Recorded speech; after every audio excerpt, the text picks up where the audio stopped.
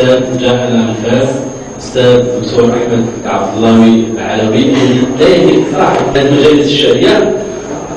كل من كان فيه هوس أو فيه يعني شيء من الشعر إلا ويبدأ بالبوح بعدما كان يمر في مرحلة الكتمان. أستاذ الدكتور أحمد العلوي عبد الله لم يكن مغربا، لكننا أبينا إلا أن نشركه معنا هذه الليلة لنستمع إلى شيء.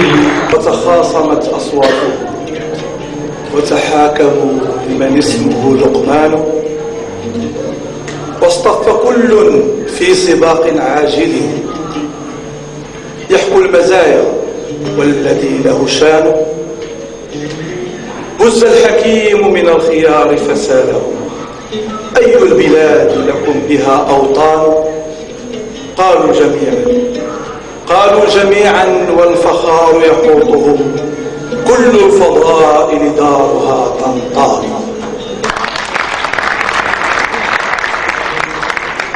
هذه القصيدة من وحي هذا اليوم بعدما شملنا كرم أهل هذه المدينة وما لمسناه من أخلاقهم الطيبة ومن كرمهم الكبير.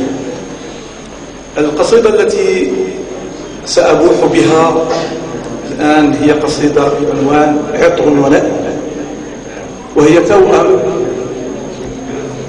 للشاعر الكبير بين أضوينا الحسن الأحمدي، إذ ولدت في السنة نفسها التي ولد فيها هذا الشاعر.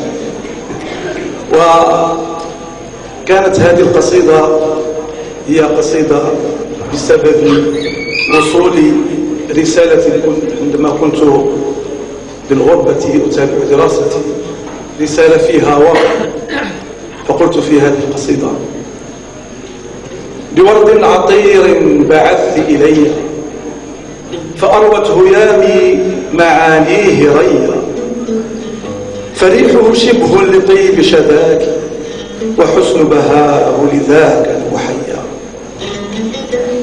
وأما الخطاب فذاك حبيب أناخت على خده شفتيا، أعيد قراءته كل حين عسى أستعيد حديثك شيئا. متى في وصلك يوم سعيد فأسعى إليك وتسعي إلي، ونجلس كما كنا لا بل نغني ونرجو حيث مشينا سويا. إلى أن أراك فلا تبخلي بخط حديث يعيدني حيا، فإني سجين الهوى والمكان وما لي خليل يسري علي سوى أنت، يا نقطة في عيوني سقتها وتحرسها مقلتيا. لا أراك فلا تبخلي بخط حديث يعيدني حيا،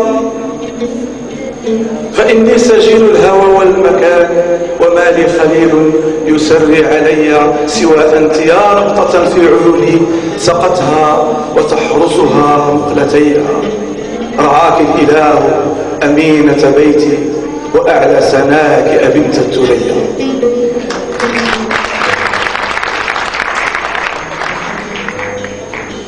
وهذه قصيدة من الشعر الحر نظمتها وكان ابني صغيرا وينظر إلي بعينيه صغيرتين، فسميتها عيناك صغيري.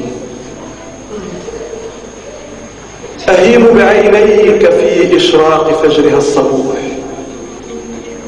أهيم بها وهي ترقب مع نغمات الابتسام، فتلهيني عن دقات ساعة اليدوية.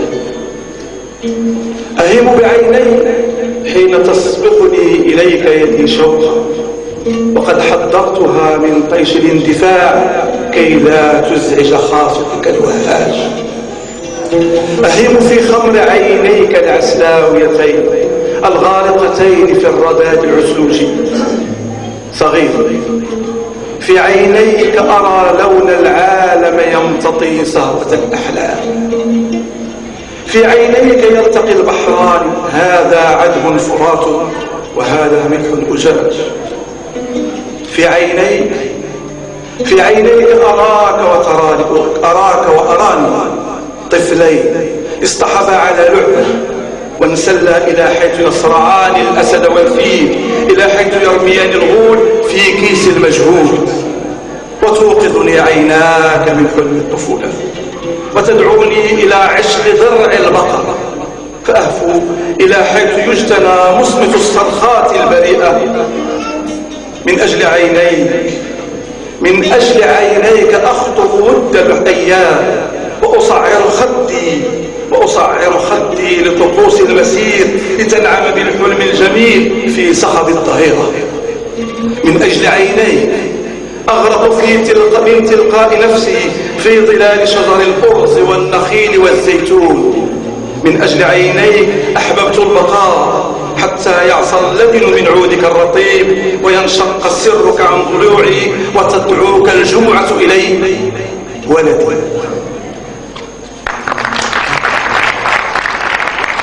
على حضورك الجميل.